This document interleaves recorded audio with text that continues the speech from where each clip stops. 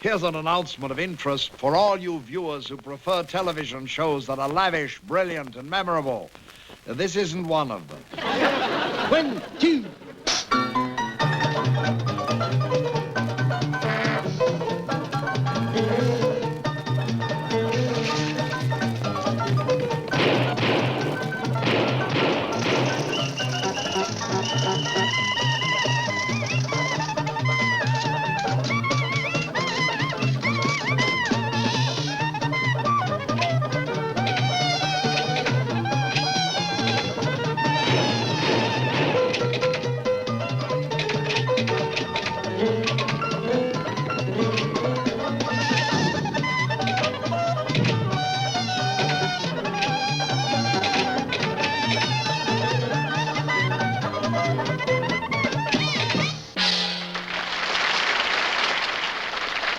Good evening. For those of you who are taking notes for one reason or another, I'm Hans Conried, your host for the next half hour. You know, I'm often asked what it takes to be the host of a big-time, successful television show. Well, frankly, I wouldn't know. But I can tell you what it takes to be the host of Fractured Flickers. It takes unmitigated gall. And since all gall is divided into 3 parts, here's one of them.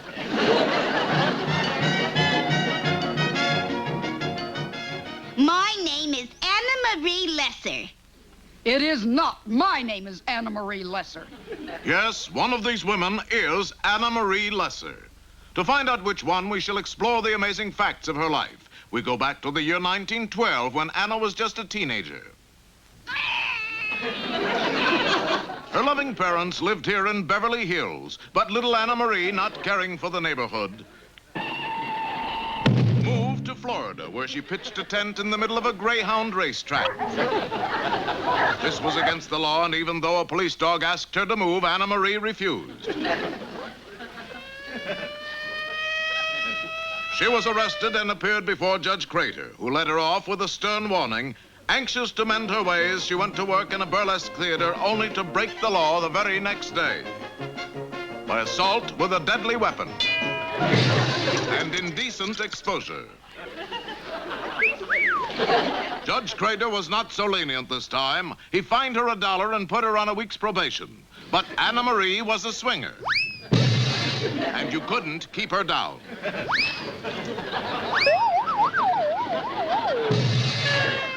Had she been caught, it would have meant life. But she eluded the police and became a peeping Tom. As we said before, one of these girls is Anna Marie Lesser, and she is now wanted by the FBI. Which one is the real? I guess they both were.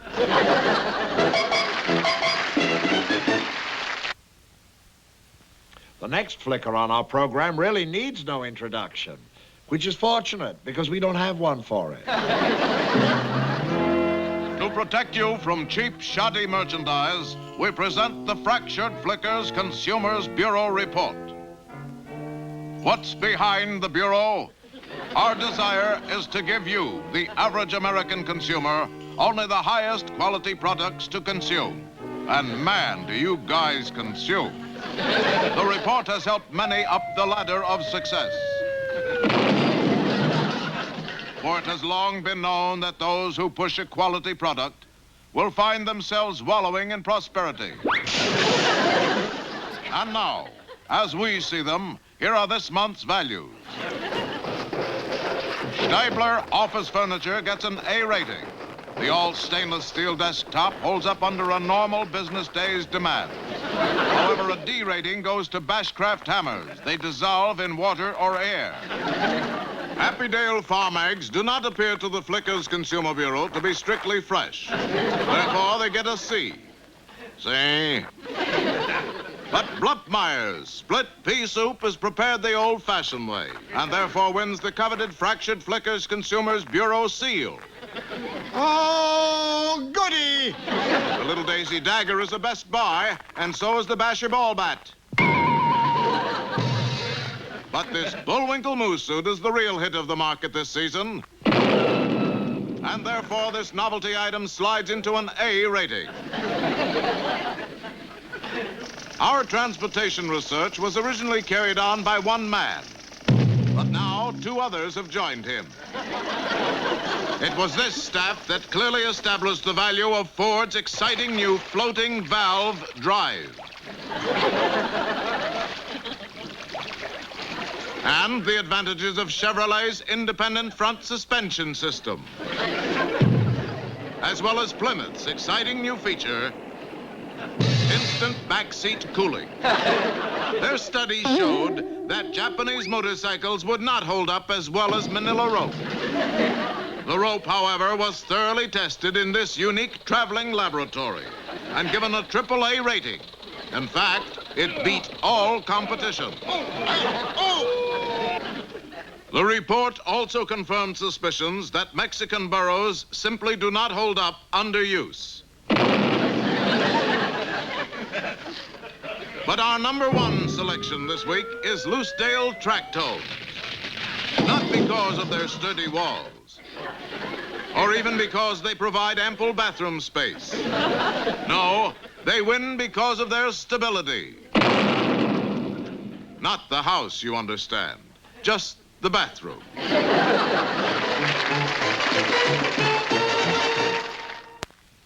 And now let's take time for a brief word from Fractured Flickers, after which our commercials will resume without interruption. This program is brought to you as a public service to the thousands of typical citizens all across the country. This time of year has a special heartfelt significance. Yes, the fun begins when your income tax forms arrive, usually by airmail. When they do, just settle back in your favorite chair while your wife reads you the income tax form instructions. Some people complain that these directions are unnecessarily complex. However, on close inspection, you will find them really simple and easy to follow. Once you've read them, it's a good idea to set them aside for a while and take a moment to digest their contents. Next is the all-important matter of deductions. If you're wondering which ones you are legally entitled to, why not talk the matter over with your local tax official? He's grown to expect this kind of inquiry and is sure to give you a warm welcome.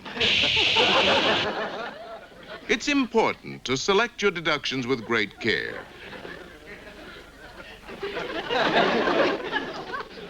If you're like most businessmen, there are certain favorite deductions you take each year as a matter of course. In fact, this list of legitimate business expenses at times seems to be endless. It generally includes the family and other dependents, normal wear and tear on your business or home, educational expenses, business expenses, contributions to charities, and major business losses. Remember, the government requires you to report all your income, regardless of its sources. And now, if you've been paying strict attention to this film, you'll find that you're ready to compute your tax. It's a simple process. All you have to do is follow the instructions we've given you, keeping in mind accounts receivable, accounts deductible, losses, receipts, expenses, assets, deductions, gains, dependents, exemptions, schedules, notes, bills, and, of course, money. What could be simpler? Yes, the Fractured Flickers way is the easy way to tax fun. A final note. In the event you innocently make a tax error in your favor,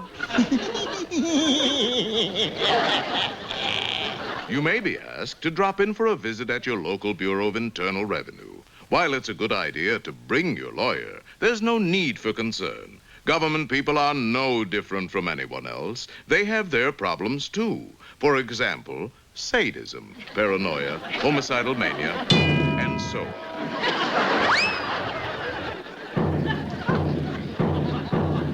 If your case proves difficult to handle, the government may dispatch an agent to your home to make a discreet inquiry. If you're like most folks, you'll show him the same courtesy you would any casual visitor to your home. He'll want to look over your records rather carefully. Most people anticipate this need by preparing the papers before he arrives. If the case warrants it, your taxman might bring along an assistant or two to facilitate his inquiry. Remember, this is a relationship based on mutual trust. These men do not suspect you of concealing anything. They simply want to glance here and there and have a casual look around. Often as not, any tax discrepancies they discover can be settled on the spot, amicably and with the utmost discretion, to save you the embarrassment of public exposure. So you can see that tax-paying the fractured flicker's way can be painless and can be fun, too. All it takes is a little initiative, a little ingenuity, and a little larceny. Aren't you glad you pay taxes? Don't you wish everyone did?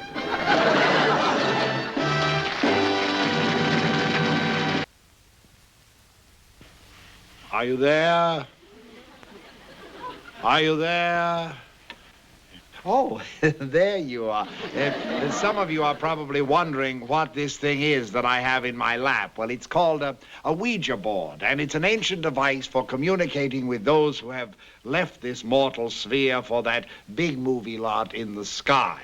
And tonight we're going to use it to try to get in touch with some of the long-gone stars of fractured flickers. But the Ouija board always works better if you have a partner, and particularly so if that partner is young, beautiful, and talented. And I think this young lady fills the bill very nicely. Ladies and gentlemen, a recent import from Switzerland, and star of such pictures as Dr. No and 4 for Texas, Miss Ursula Andres. Thank you, Hans. I'm very happy to be here. We're very happy. Now, Miss Andres, are you ready to begin our experiment in communication with the spirits? Ready. Now, if you just come a little closer. That's it. Now, Ouija, are you there? Are you out there? Ouija, we're running a little late. You'll have to hurry. Oh, yes. Ouija is here. Can we talk with a silent movie star of long ago? Yes, again. Who are you, a movie star of long ago? T. Oh, B. Those are initials, probably. I wonder who that is. Hans, there is only one silent movie star's initials are TB. Theta Barra. Of course, Theta Barra. Are you happy up there? No! Oh, she's not. Well, Miss Barra, you are up there, aren't you? Yes. Oh, well, that's definite. Anyway, but she's not happy. I wonder why. What makes you so unhappy? F. Oh, initials again. I wonder what they stand. Oh, fleeting fame, I suppose. Or fickle fans. They always make me unhappy. No, fatty food, maybe. You know very well what is that FF. What? Fractured flickers. Oh, of course. Why didn't I think of that? Well, what do all you movie stars talk about throughout eternity, let's see. M-O-N-E.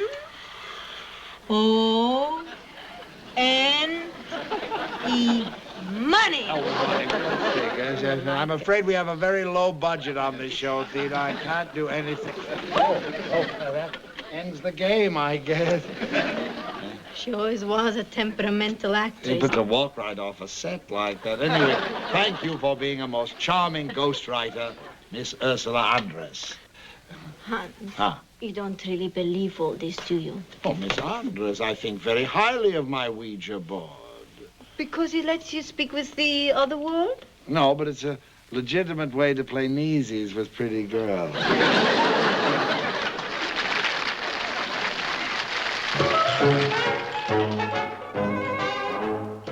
September the 10th. I knew as soon as I got out of bed that morning that this was to be a day of destiny for me. Of course, I couldn't find any hot water for my bath. I couldn't even find the bathroom. I had just about decided to chuck it and go back to bed. But But then I thought of that grand old man, T.J. Lovelace, head of the public relations firm where I worked. What would T.J. say? If Pomfret doesn't punch in on time, I'll fire him. I'll fire him! So right away, I got up and glanced at the trade papers. There it was in black and white. Vice Presidency open at T.J. Lovelace. Yes, this was to be my day of destiny. Hot dog, like huzzah. I determined to talk to T.J. directly, even if it meant going over people's heads. T.J., you know I've always looked on you as a father, but this vice presidency thing is bigger than both of us. Vice presidency? You young whippersnapper, you haven't got a line of publicity on the Prindle account since you got it. Look at that paper. I don't see anything. Neither do I. Not one word about Prindle Prepared Foods, our biggest account. Oh, our only account. T.J., I promise you Prindle will make the headlines in tonight's paper. Bah. Now, I gotta make an important call. Hello, hon, get me Marcia Mallow. Hello. Drop everything, Marcia. I got another job for you. Who is it this time? Name of J.B. Prindle. Roger. Right. Well, by then it was 10:30, so off I went to lunch, not forgetting to say goodbye to T.J. At the club, I ordered a small steak, and because it was my day of destiny, I also ordered a martini. Make it a double. At 2 o'clock sharp, Marcia snuck into Prindle's apartment. At 2:15, I dropped into the newspaper club. Help you, sir? Get your mitts off that. Then I had a little chat with a friend of mine who writes a column for the Evening Wretch. A good story is worth a couple of bucks. No, it's for free. Even better. Come and have a drink. You think. At 2:20, Mr. Prindle found Marcia in his apartment. They really didn't hit it off too well at first. At 2:30, I visited police headquarters. Back off, you hat. Here I spoke briefly with the desk sergeant, whom the other cops called Stubby for some reason. You'll go right over then? Okay, but I think you're a lousy stool pigeon. I'll shake on that. Bye now. Bye. At 2:45... I tell you, I didn't order a masseuse. Now, get out of here. Go on. Come here, honey. Those neck muscles are all tensed up. You need one of Margie's special treatments. At 2:46, the cops and reporters broke in. At 3 o'clock, J.B. Prindle was in the clink. Extra love nest rated. Breakfast food tycoon caught with masseuse. Wife sues for divorce. Prindle out on $50,000 bail. Extra. At 5 o'clock, I took Marcia Mallow and a copy of the Evening Wretch to T.J.'s office. You think he'll like it? He'll love it. Watch. T.J., Mr. Prindle, gentlemen, Marcia, I suppose you're wondering why I called you all here. Yeah. Look here, T.J. Is that publicity or is that publicity? I told you it was my day of destiny, hon, and when I'm vice president... You bird brain, this stuff just cost us our only account. Well, I just followed orders, T.J. Well, here's another one. Get out. But I always looked on you as a father, T.J. Come on, Marcia. Wait, the young lady can stay. I think my neck muscles are tensing up again. Well, the next day, the trades carried the news. It seems that for vice president, T.J. appointed somebody else who looked on him as a father. His son. Yes, September 10th was my day of destiny, all right. And now, each week, at the unemployment office, as I stand hat in hand before the window, I realize I was destined to be a bum.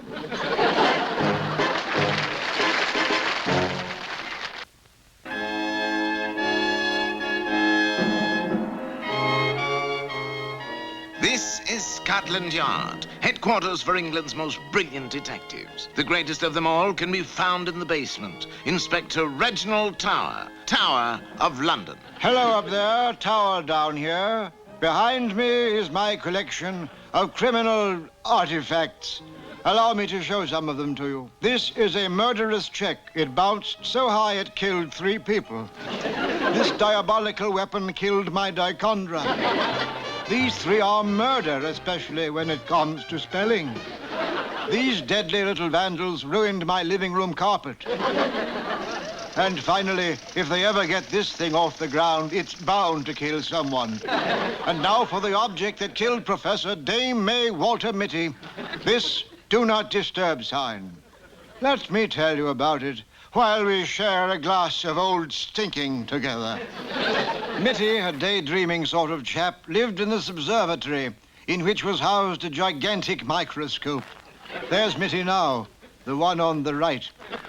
One day, while Mitty was looking at heaven knows what, he fell victim to the prying eyes of a foreign agent bent on his destruction. Mitty was totally unaware that he was being spied upon as he gazed at a star. There she is now. A star at Minsky's, you know. I know.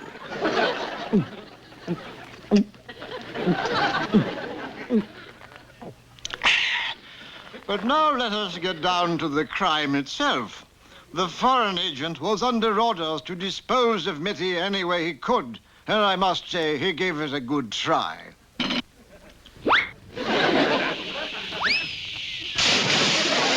Mitty, nobody's fool, took precautionary measures, and this is where the sign comes in. The villain struck again. This time his choice of weapons was successful.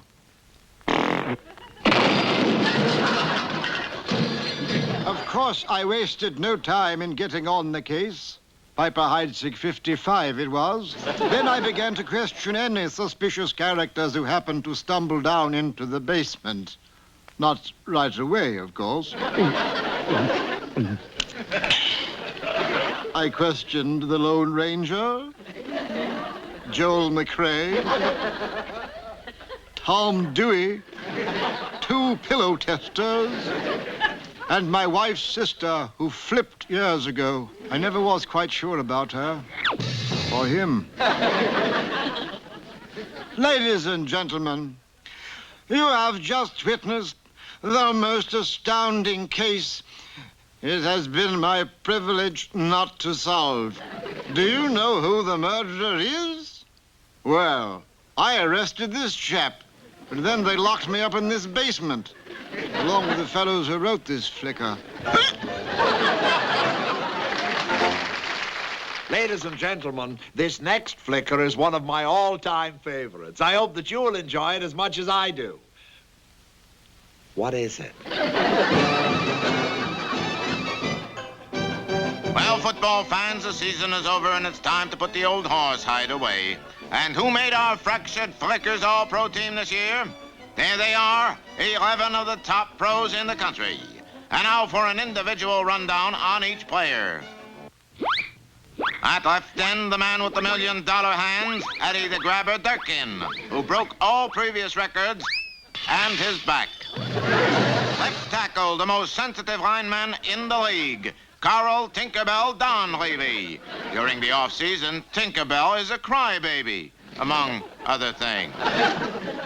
At right guard, Harry the Cat Lombardi, shown here wearing a bathrobe he made himself. Playing center is without a doubt the most popular player on the team, Big Mommy Lipscomb.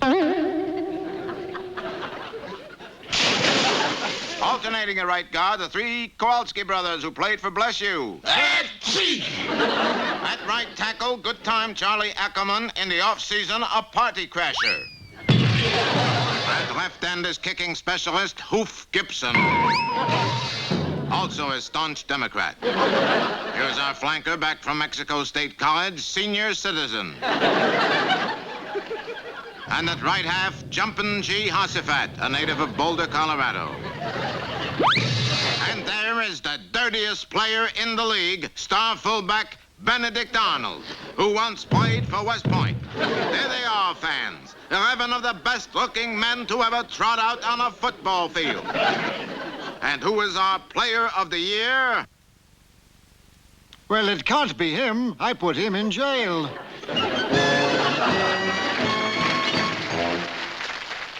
1, 2.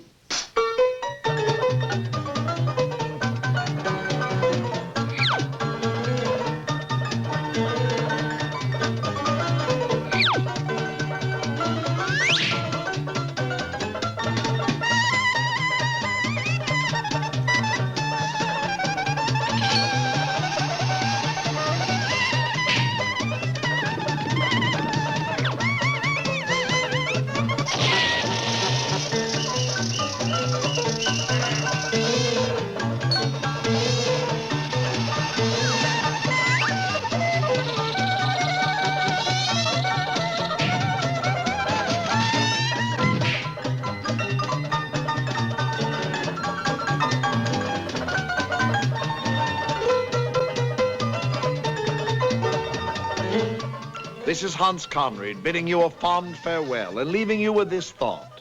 If all the cars in the United States were placed end to end, it would be Friday night on the freeway.